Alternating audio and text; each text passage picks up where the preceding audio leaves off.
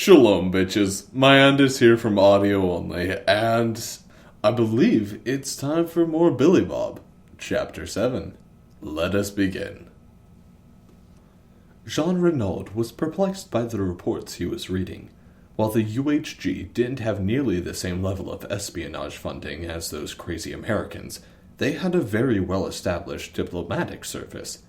It was a two-government system that had served them well since making first contact with the galactic government. The Americans would punch newly met Xenos in the nose, and the UHG would show up with a tissue and smooth things over.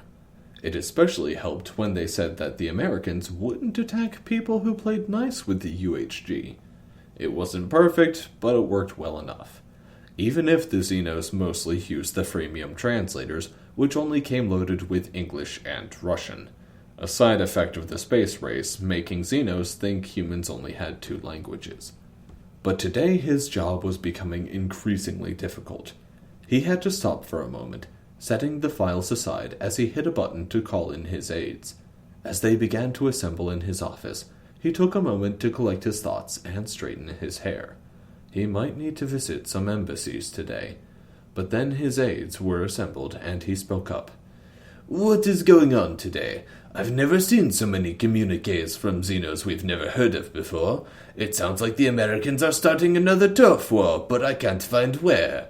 Not to mention they normally make it clear they aren't the same government as the rest of us." "Monsieur, I have been getting an urgent communique from some new species we are unfamiliar with. They say our alliance with their lifelong enemies makes us enemies of the galactic government as a whole." "What? Who are the species in question? I haven't been informed of any alliances." His aides all shifted a little, as they clearly didn't have the answers their chief diplomat needed.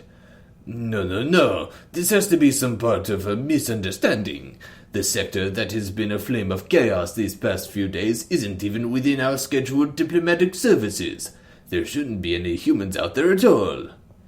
What if Americans are lying to us about their military movements?"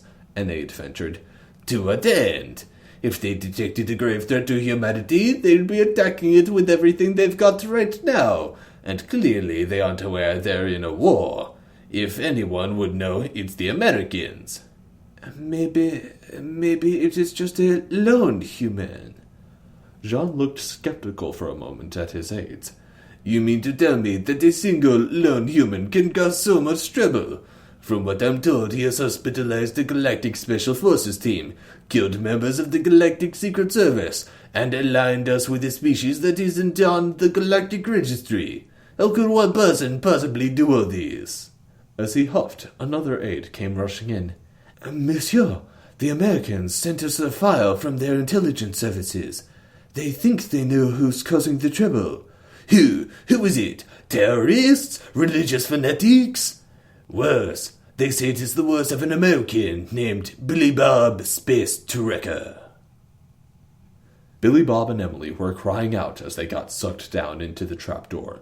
They were swept along a metal chute before being shot out into some sort of large arena with dirt floors and smooth walls. There were obvious doors around the arena as well, no doubt containing the opponents they'd face. Billy Bob quickly jumped up, making sure his weapons were all in place as he held his bat at the ready. Emily groaned out, brushing herself off with two hands while the other two pushed her slim body back up. Billy Bob was watching the doors as he glanced around the place, then back at Emily. "Hey, that freaky fucking space clown, is he gonna make me fight the prisoners?" Emily shook her head as she tried to compose herself. "No. A space clown wouldn't leave an ascendance ritual up to chance. They'd fill their arena with the most fearsome creatures they could find." "Ascendance ritual? Are we dealing with some kind of fucked up space magic here?" "Magic?" "Never mind. I'm gonna stop the ritual anyway. Not like it matters." He was on edge as he could feel his adrenaline starting to pump through his body. The fights he'd been in the last few days had been quick, dirty little affairs. But this sounded like something that was going to really test his limits. Good thing Billy Bob had been in plenty of fights before. He kept his guns holstered for now. That space clown wouldn't start with his best. He'd wear Billy Bob down. Then he grimaced and clutched at his head as a horrid combination of that awful laughter and a bad PA system filled the arena with noise. "You shall now be the most excellent sacrifice. Weird-ass space clown god loves feasting on new species, and such a feisty one you are. I hope you're not too hard on my pet's digestion." The PA echoes that awful laughter as it caught off, and Billy Bob hunched down as the far gate opened up. But then he blinked and relaxed a bit in confusion. Headless Ewoks. The creatures in front of him looked indeed like headless Ewoks. They had large black eyes on their shoulders. Creepy, but harmless. The fuck? What does he think these'll do to me?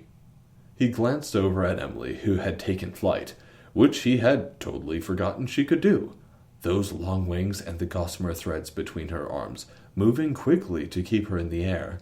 Billy Bob, those are vicious carnivores. They can take down huge pack animals in minutes. Get the fuck out of town. He looked back and saw one of them open up what he thought was the torso. It was filled with a black void, filled with rows of sharp teeth. Jesus tap dancing Christ! Space teddy piranhas! He gulped and then thought it over for a moment. Wait, but they're still tiny. The little teeth-filled critters seemed to sniff at the air, and then started to froth at the mouth, which was rather horrifying, as their mouths were where he felt their chests should be. Oh, really? That's not good, he said to himself as he gripped his bat tighter. Looking at the pack of critters, he counted about a dozen. One of them seemed to be a brash sort, and rushed towards Billy Bob. They were quick, but not as fast as he had feared. It seemed like growing up on a high-gravity planet really had advantages. When it leapt up at him, he could see a murderous red glow in those otherwise black eyes. But he wasn't having any of that. He swung his Louisville true, and with a resounding crunch, the creature went flying back, limp and lifeless. That was at least a double, he cried out with a laugh. But then the rest of the pack began to charge. Cursing, he began to back up, relying on the fact that they were animals and not intelligent. They started to leap up at him, seeming to go for his neck and face with those grubby hands. He could only imagine the carnage if they latched on and started to chew, but he wasn't going to let that happen. As they jumped, he would swing, bashing them right back down. His adrenaline was already flowing after his fourth line drive, and as another decided to try and latch onto his leg, he was quick enough to simply stomp down on it with his steel-toed boot. He had to shudder, though, as he felt it crunch and sort of pop beneath his foot. Oh, fuck, that was gross. He now had some purple stains on his boots, as the second half of the pack backed up. Only 6 left as they began to try and fan out, likely wanting to rush him all at once. But again, Billy Bob wasn't a pack animal, he could think. So instead of letting them get into position, he ran forward, bringing the bat down on another of those creepy space teddy piranhas. Whack-a-mole! He cried out as he did it. By now, more than half their little pack was dead, and the rest seemed to have it. They were animals, after all. They began to turn and scurry back towards the door they came from, but Billy Bob wasn't entirely done. He chased after them, smashing another with his bat as the door started to close. Seeing his chance, he caught up with the closest little biter and gave it a boot, watching the thing squeal and go flying between the closing doors as he held up his hands straight in the air. Upright! Emily slowed the flapping of her wings and arms as she glided to the ground. That was impressive. I've never seen anyone just stomp on those before. Their celebration was cut short as another large door began to open. This one ran all the way to the ceiling of the arena, as they heard a growl and the shifting of something big. As he watched as what could best be described as a green space ogre began to stomp out into the opening. It was humanoid and about 20 feet tall. It had a rippling gut, but green scales, like a lizard, and an extra arm coming out of the chest. Each of the hands ended in 3 sharp-looking claws, and it had a fat tail that slapped at the ground. But Billy Bob was laughing as he pointed at the creature's face. Fucker looks like a pug! A derpy fucking pug! He laughed again while looking at those bulging eyes, the deep underbite, a pink tongue hanging out over its lip. I'll call it a poker, he said before it unleashed an angry scream. Yeah, should be easy. Billy Bob, that's from a super heavy gravity planet like yours. He looked back at Emily and then at the poker, who stomped on the ground enough to make the place shake. Dropping his bat, Billy Bob pulled out both his bowie knives and began to run towards the poker. It screeched out and swung at him with a massive arm, but he rolled under it, moving between the creature's legs. It seemed surprised, and tried to step back to better attack Billy Bob once more, but he was already stabbing along the area he figured had to be the Achilles tendon, cutting and hacking as best as he could. The creature cried out in pain as it leaked green blood, staggering to try and stomp on Billy Bob, who kept moving. Finally, he heard something like a massive pair of shorts splitting open, and then watched the muscle roll up into the creature's calf, as it screamed in agony and toppled backwards. Oh God, why is fighting creatures so awful? This is nothing like the movies. He winced, not having expected that reaction, despite the fact that he knew what would happen in theory. The creature fell to the ground, thrashing and crying in pain as he stood at its feet, unsure what to do now. In the stories, the knight would gloriously slay the dragon, but Billy Bob felt bad. I don't like fighting creatures. Soldiers are way easier to kill and rationalize in my head, he said as he looked back at Emily. But with his attention shifted, he missed the thrashing foot of the creature coming at him and promptly got kicked. He went flying, hitting the dirt and rolling as he groaned in pain. But after he slid to a stop, he paused and got to his feet.